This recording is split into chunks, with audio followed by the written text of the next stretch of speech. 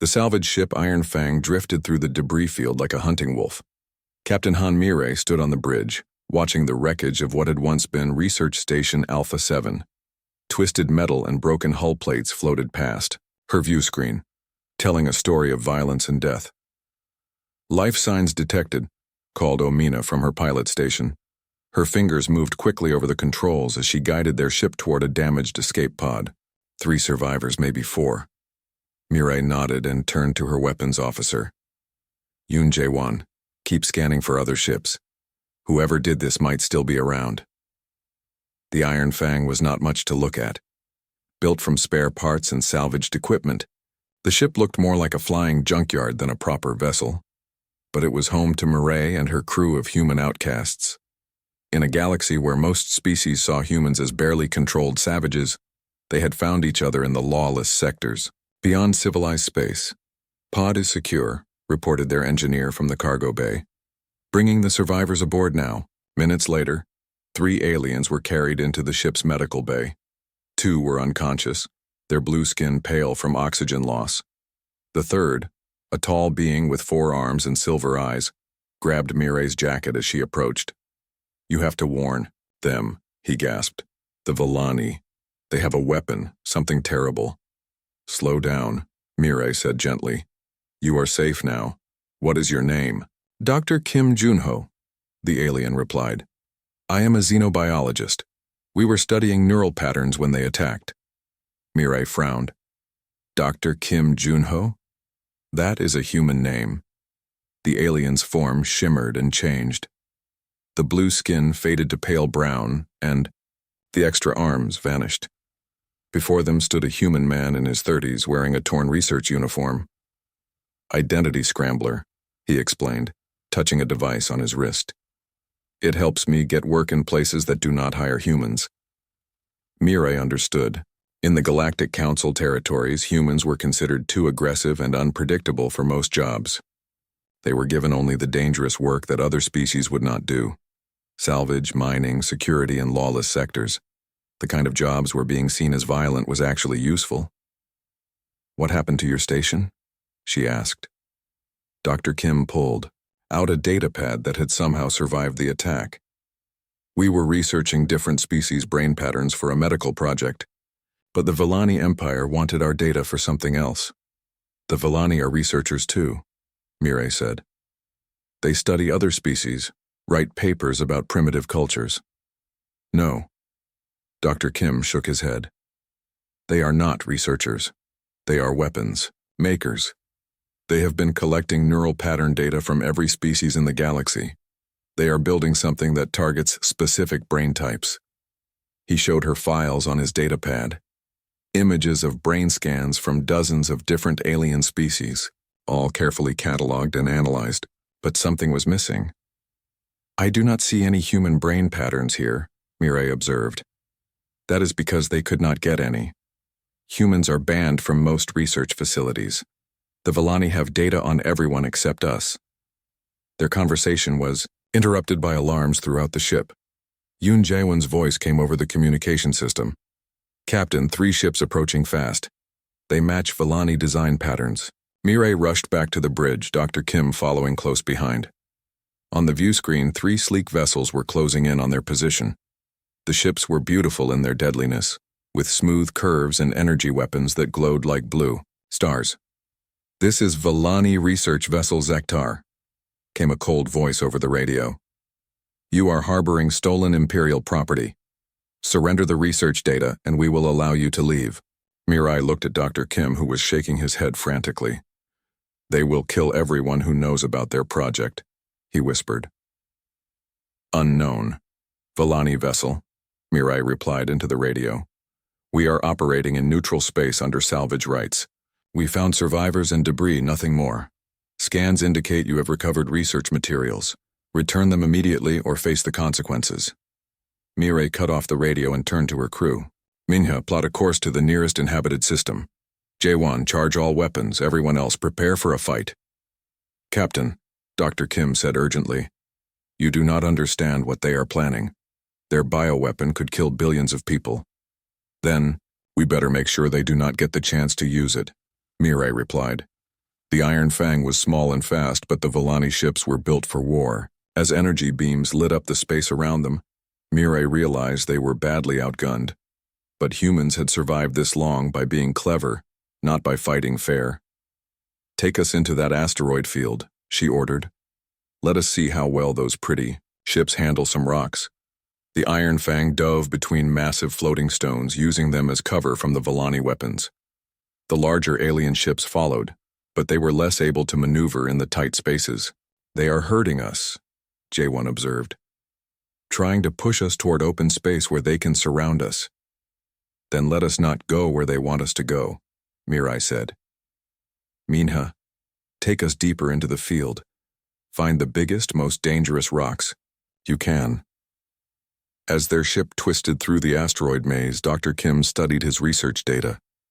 "Captain, if the Volani complete their weapon, they could eliminate any species they choose. The galaxy would be defenseless." "What about humans?" Mirai asked. "You said they do not have our brain patterns." "That might save us, or it might make us their first target. We are the unknown factor in their plan." A blast shook the ship as one of the Volani vessels got close enough to fire. Sparks flew from damaged consoles and the lights flickered. "Hull breach on Deck 3, reported their engineer. "We cannot take much more of this." Mirai looked at the tactical display. They were trapped between 3 enemy ships in an asteroid field with nowhere to run. By all military logic, they should surrender. But humans had never been very good at following logic when their backs were against the wall. "New plan," she announced. "We are not running anymore. Dr. Kim, how important is that data?" "It could save the galaxy," he replied. "Then we better make sure it reaches someone who can use it," Mirai said. "All hands, prepare for close combat.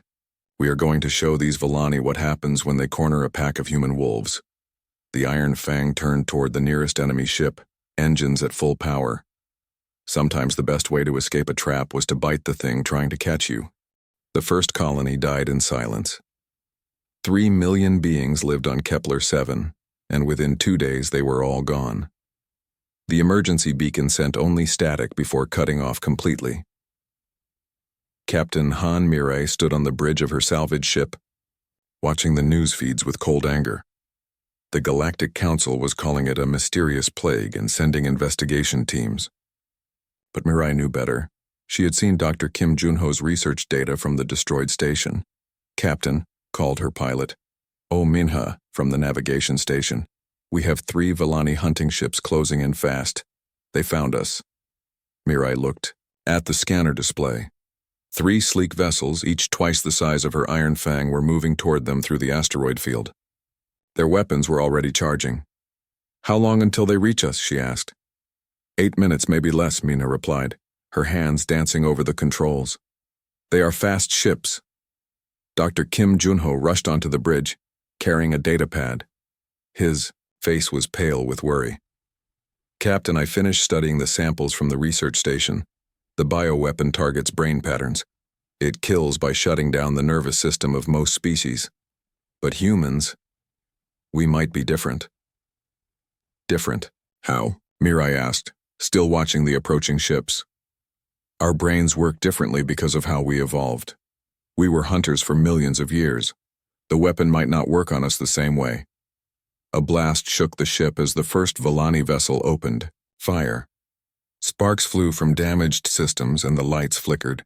"Minya, get us deeper into the asteroid field," Mirai ordered. "Use the rocks as cover." The Iron Fang dove between massive floating stones, twisting and turning as energy beams lit up the space around them. The Volani ships followed, but they were too big to move easily through the tight spaces. "There," Mina pointed at the scanner. "Nexus Station is on the other side of this field. If we can reach it, we will be in neutral space." Another blast hit their rear shields. Alarms started ringing throughout the ship. "Shields at 30%, reported Yoon Jae-won from the weapons station. "We cannot take many more hits like that."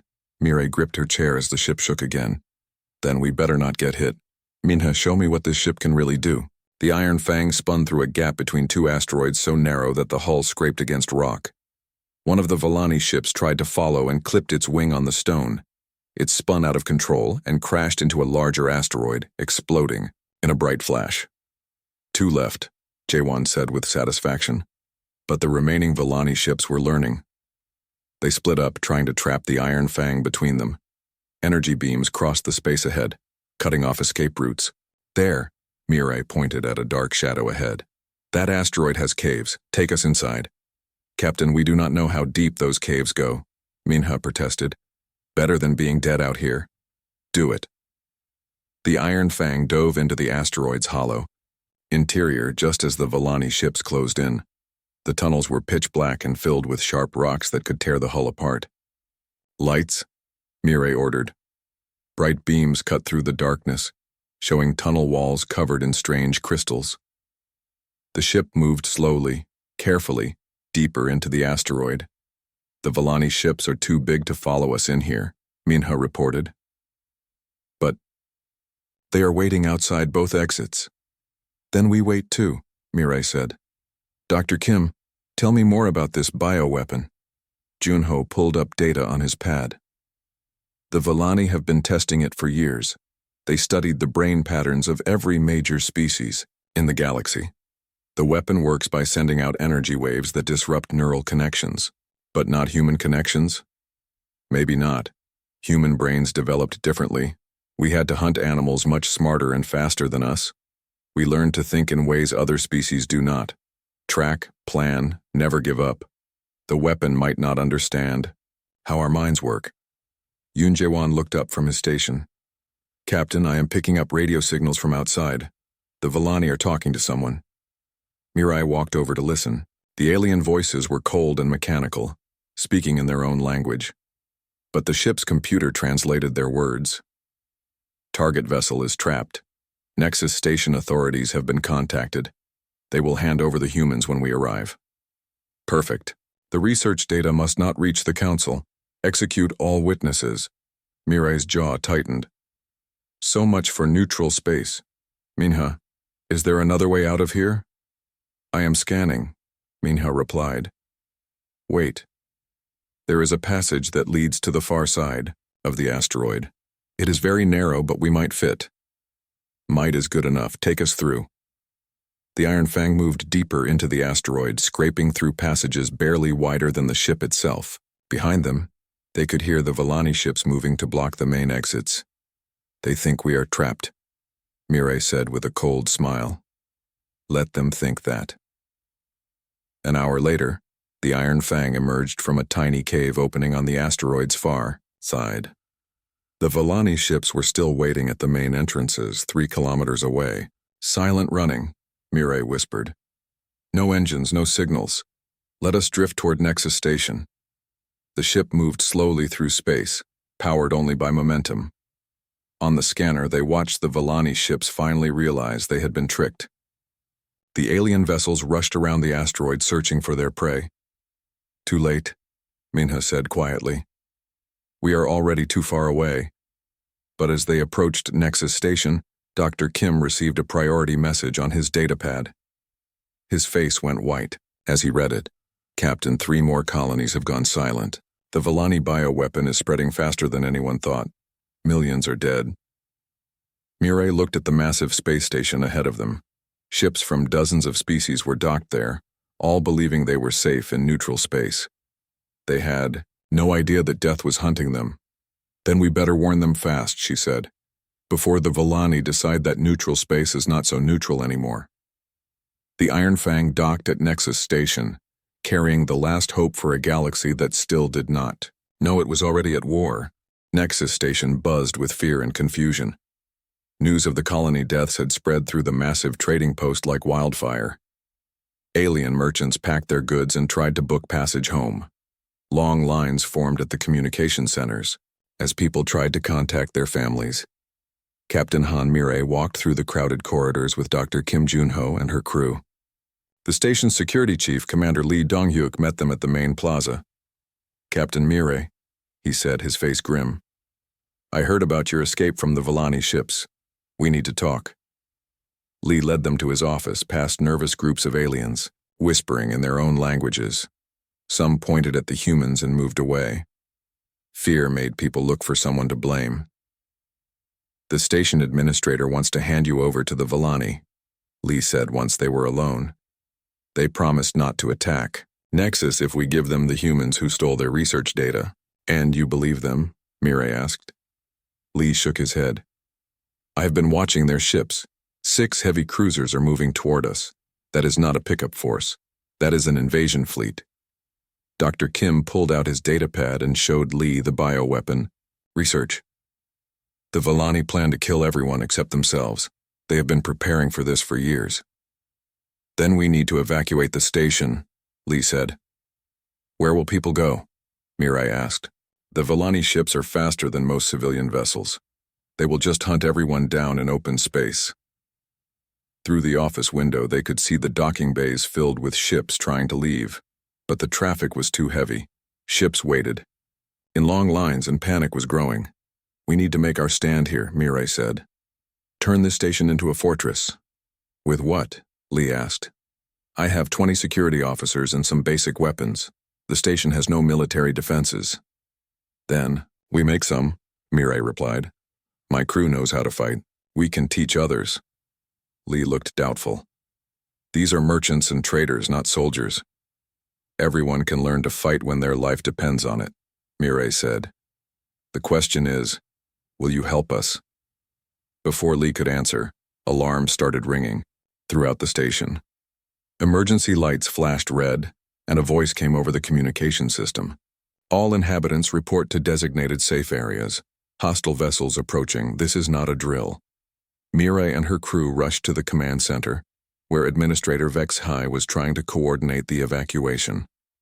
The tall, thin alien was clearly panicking as reports came in from across the station.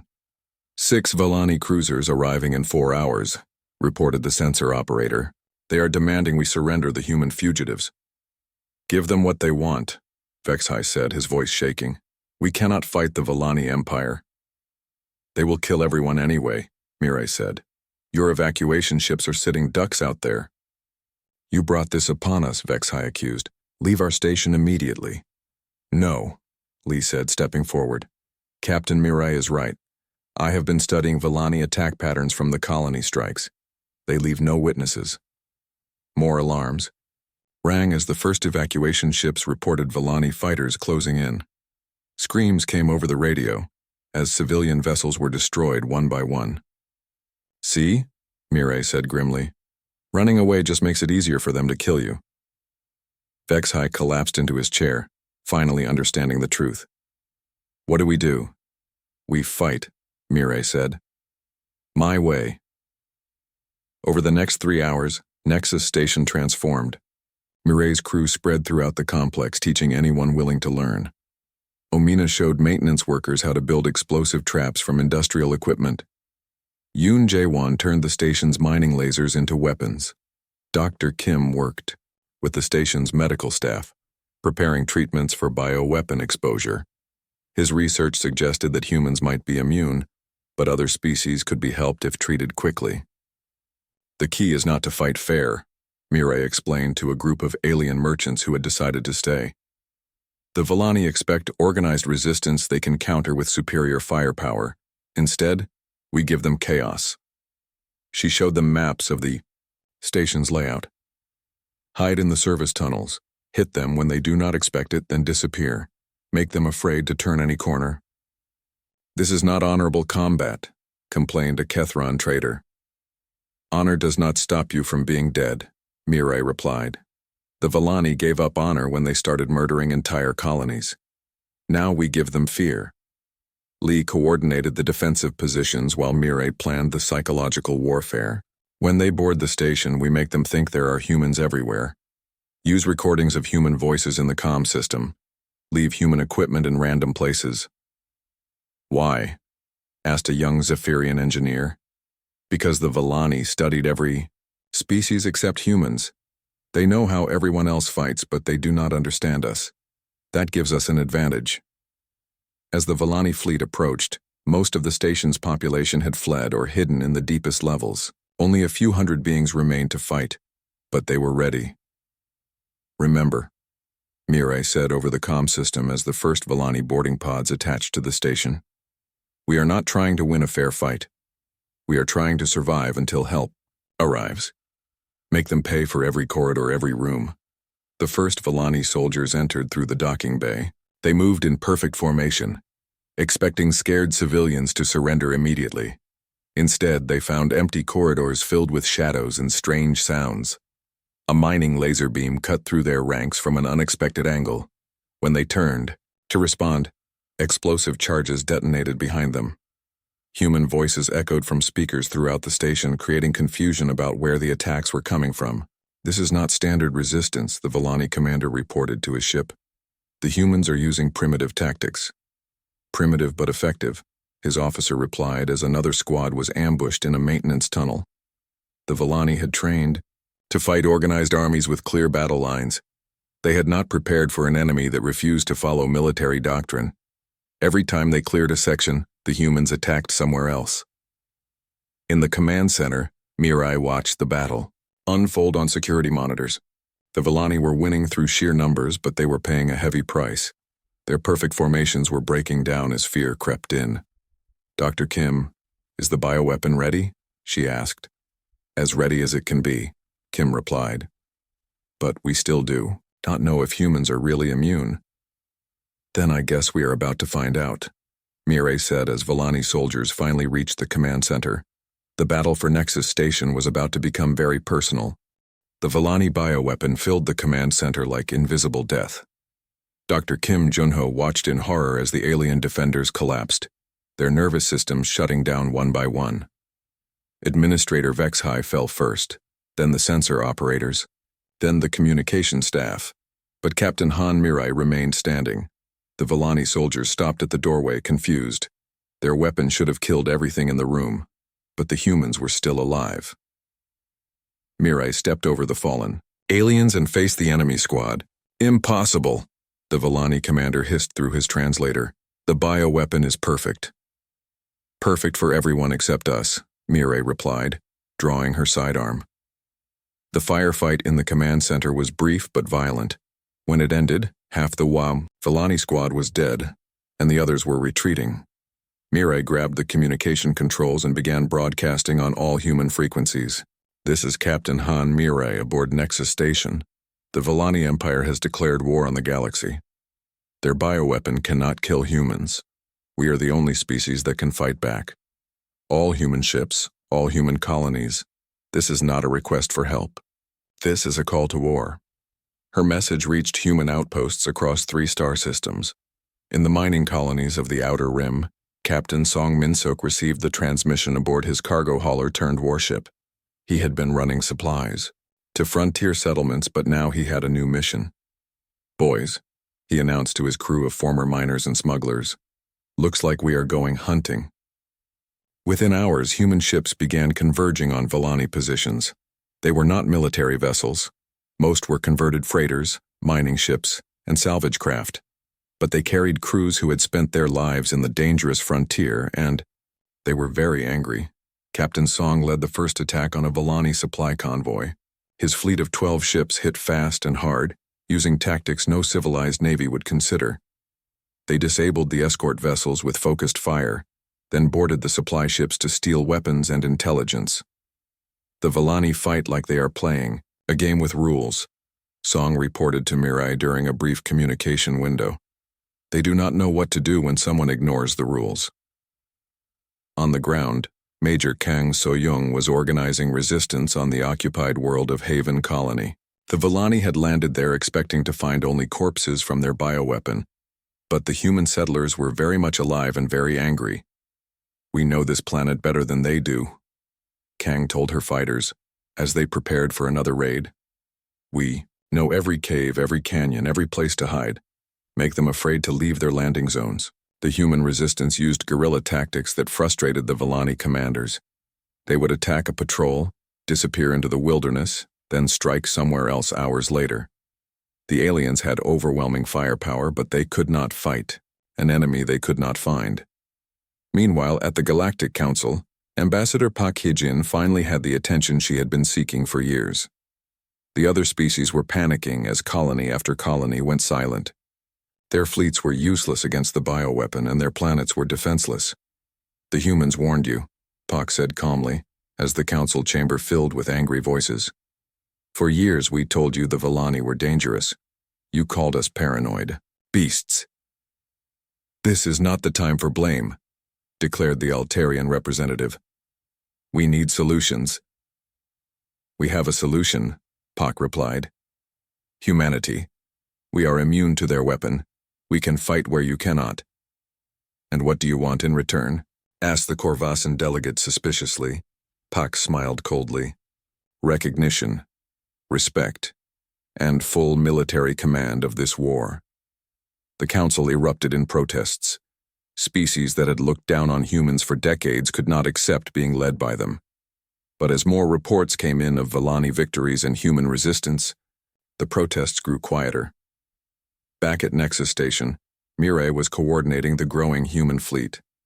The station had become a fortress and communications hub. Engineers worked around the clock to repair battle damage and install new weapons. Captain, reported Ominha from the sensor station, we have 43 human ships in the area now, more arriving every hour. And Villani forces? Mirai asked. They are pulling back to defensive positions. Our raids are hurting their supply lines. Dr. Kim approached with his latest research results. I have been studying captured Villani technology. Their bioweapon works by targeting specific neural patterns. Each species has a different pattern, like a fingerprint. But not humans? Human neural patterns are unique. We evolved as persistence hunters.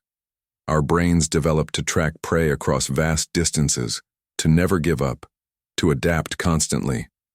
The Villani weapon cannot understand how we think. Commander. Lee joined them at the tactical display. The Villani are regrouping at their forward base in the Kepler system. Intelligence suggests they are preparing a new offensive. Then we hit them first, Mirai decided, before they can adapt to our tactics. The battle plan was pure human thinking. Instead of one large fleet attacking the well-defended base, dozens of small groups would strike simultaneously from different directions. The Villani would not know where to focus their defenses. Captain Song's raiders would hit the outer sensor stations. Major Kang's ground forces, transported by fast ships, would attack the base's supply depots. Meanwhile, Mirai would lead the main assault on the command center. This is crazy, Lee observed as he studied the plan.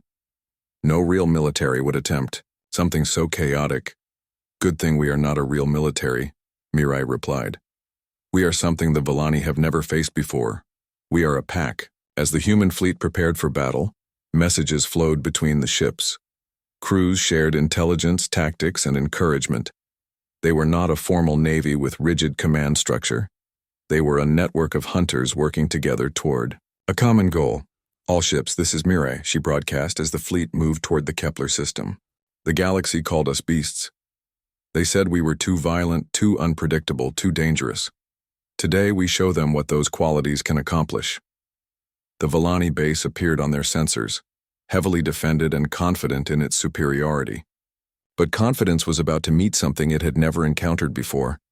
Humans who had finally stopped apologizing for what they were. All units, begin the hunt, Mirai commanded.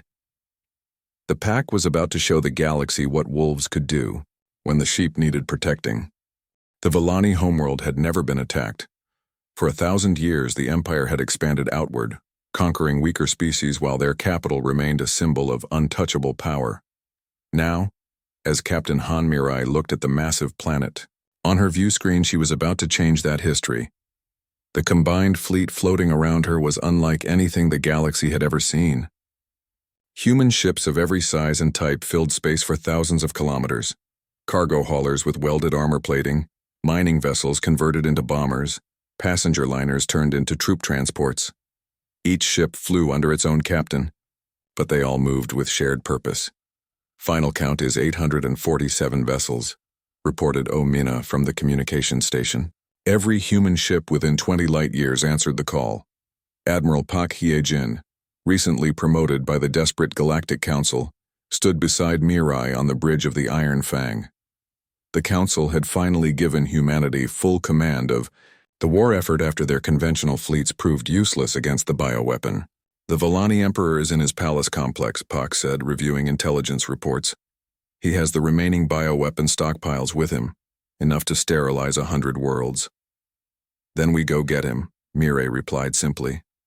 The plan was ambitious, even by human standards. While the main fleet engaged the orbital defenses, special teams would land directly on the planet's surface.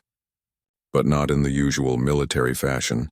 They would scatter across the continent like drops of rain, each team hunting toward the palace from a different direction. Captain Song Min-seok led the first wave of surface attacks.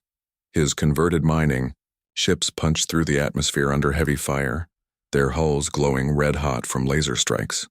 They crash-landed in the Vellani capital's outer districts and immediately began advancing. "The civilians are fleeing," Song reported over the radio. "The Vellani never imagined war would reach their homeworld." Major Kang So-young's ground forces landed in the industrial sector.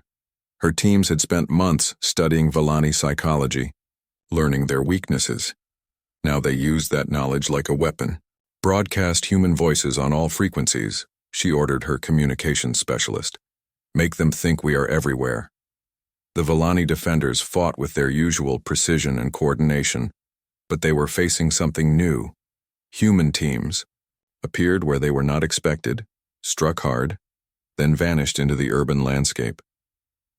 The aliens' perfect formations became confused as they tried to respond to attacks from every direction. In orbit, the space battle was equally chaotic. The Vellani fleet outnumbered the humans and had superior technology, but human captains fought like no organized navy ever had. They ignored standard tactical doctrine, making decisions that seemed insane to military minds. Commander Lee Dong-hyuk, now leading a squadron of armed freighters, dove straight into a formation of Vellani battleships. His ships took terrible damage, but they scattered the enemy formation and allowed other human vessels to attack the confused aliens from behind. "This is not how space battles are supposed to work," his tactical officer complained as their ship shook under heavy fire. "Then maybe that is why we are winning," Lee replied. Dr. Kim Junho was aboard one of the landing craft heading for the planet's surface. His job was to find and neutralize the bioweapon stockpiles before the Emperor could use them. But as their transport fought through the atmosphere, he realized the magnitude of what they were attempting. "We are going to attack the most heavily defended palace in the galaxy with no real plan," he said to his escort team. "We have a plan," replied Sergeant Park Ji-ho, checking his weapons. "Find the Emperor, stop him, go home." "That is not a plan, that is barely an idea." "Welcome to human military strategy," Park said with a grin. On the planet's surface, the various human teams were converging on the palace complex. They moved through the city like a pack of wolves hunting in coordination, each group following its own path but working toward the same goal. The Vellani Emperor Zekthoth watched the battle from his throne room, unable to understand what was happening. His military advisors had no explanation for the humans' tactics. "They are fighting without unified command," reported his general. "Each ship, each ground unit, operates independently. There is no central strategy we can counter." "Then how are they winning?" the Emperor demanded. "Because they all want the same thing," the general replied quietly. "You." As human forces closed in on the palace, the Emperor made a desperate decision. He activated the bioweapon transmission systems, planning to flood the planet with deadly energy that would kill every human on the surface. But Dr. Kim had anticipated this. Working with captured Vellani technology, he had developed a countermeasure, not a cure for the bioweapon but a way to redirect its targeting system. "All human forces, this is Dr. Kim," he broadcast as Vellani technicians tried to activate their weapon. "The bioweapon is going active, but I am changing its target frequency. Take cover anyway." The palace shook as massive energy transmitters came online. Deadly waves swept across the planet, designed to kill every human nervous system they touched. But Kim's modifications had changed the weapon's targeting parameters. Instead of human neural patterns, the bioweapon now locked onto Vellani brain signatures. The effect was immediate and devastating. Across the planet, Vellani soldiers and civilians collapsed as their own weapon turned against them. The Emperor's palace guards fell at their posts, leaving him defenseless as human teams stormed through the corridors. Captain Mirai was the first to reach the throne room. She found Emperor Zekthoth alone, his advisors dead around him from his own bioweapon. The alien ruler looked at her with a mixture of fear and confusion. "You are beasts," he said in accented standard. "Savage creatures without honor or civilization." "Maybe," Mirai replied, her weapon trained on him. "But we are beasts who protect our pack." The Emperor gestured at his fallen empire. "You have destroyed everything we built, 1,000 years of progress.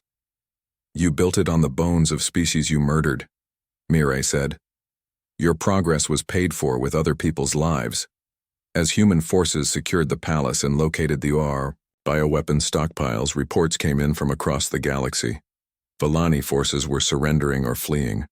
Their empire, built on assumptions of their own superiority, crumbled when faced with an enemy they had never bothered to understand.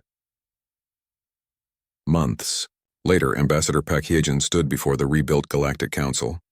The chamber had changed. Human representatives now held seats equal to any other species, and their voice carried the weight of those who had saved the galaxy. "You called us beasts," she said to the assembled delegates. "You were right in a way. Humans are the descendants of pack hunters, persistence predators who never give up. But you misunderstood what that means." She gestured to a display showing human rescue ships helping rebuild devastated worlds. "We are not your enemies. We are your guardians. When the flock is threatened and the shepherds fail, someone must become the wolves." Captain Mirai was not at the ceremony. She was back in space aboard the Iron Fang, leading her crew on another mission. But now they were not outcasts or scavengers. They were part of something larger. A species that had found its place in the galaxy, not as pets or monsters, but as protectors. "New distress signal coming in," reported Ominya from her station. "Pirate attack on a refugee convoy." "Set course to intercept," Mirai ordered. "Let us go remind someone why they should not prey on the innocent." The Iron Fang turned toward the stars, carrying wolves who remembered they had once been dogs, and dogs who had learned they could be wolves when the pack needed them most. Behind them, the galaxy was a little safer because sometimes civilization needed its monsters to fight the real monsters in the dark. And humanity had finally stopped apologizing for being exactly what the universe needed them to be.